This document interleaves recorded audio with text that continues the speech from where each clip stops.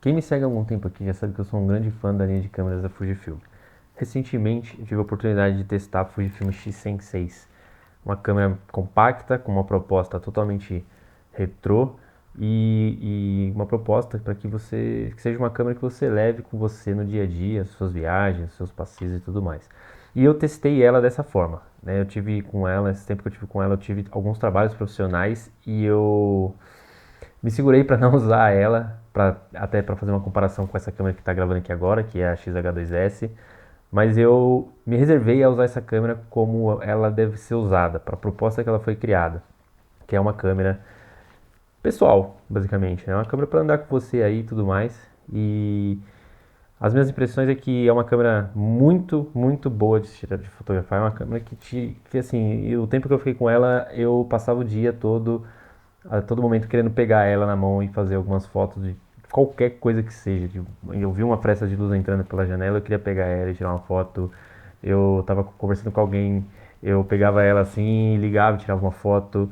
Então é uma câmera que inclusive me devolveu muito assim a vontade de fotografar, de tirar foto de forma livre, sem muito compromisso, sem muita regra. E, pô, eu achei muito legal, fiquei bem feliz de ter ficado com ela esse tempo.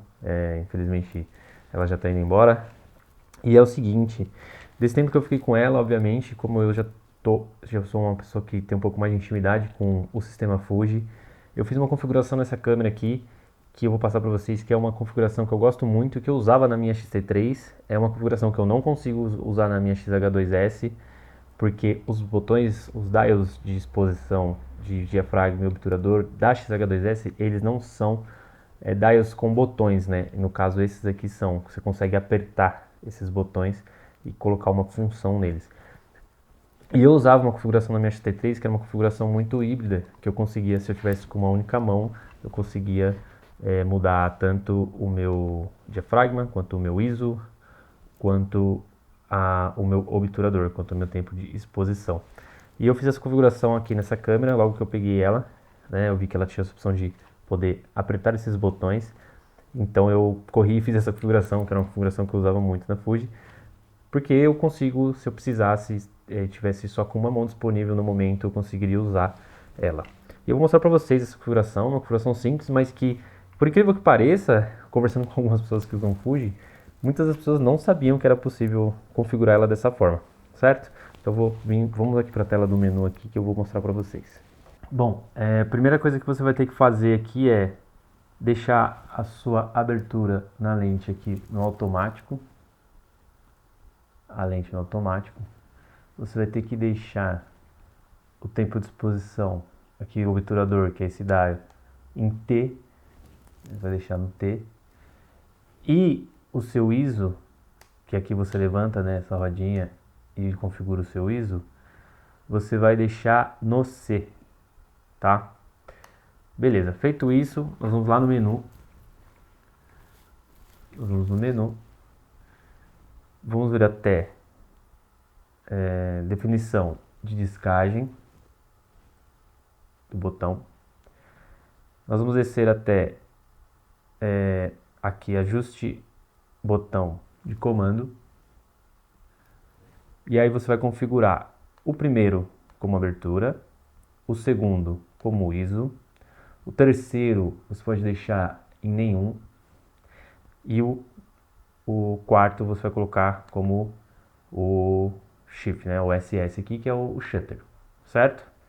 Feito isso, você vai vir aqui em operação de SS, vai deixar sim, e aqui em ajuste de anel de abertura, você vai deixar em comando, tá? Você vai descer até aqui e vai deixar em comando. Beleza, feito isso, você vai ver aqui, ó, que quando você... Deixa eu colocar esse display aqui. Aí. Você vai ver que quando você... Aqui, ó, no botão da frente eu deixei a abertura da lente, o diafragma, certo? Então F2. E quando eu aperto esse botão, ele vai mudar lá pro ISO. E aí eu consigo controlar o ISO aqui também no botão da frente.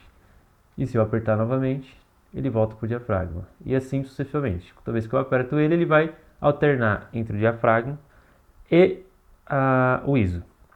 E esse botão de trás ficou, o dial dele ficou para a velocidade do obturador, o shutter, certo? E aí nessa câmera, que foi uma coisa que eu não sabia que ela tinha e me surpreendeu demais, eu configurei para esse botão aqui de trás ativar o filtro ND também, que ela tem um filtro ND interno.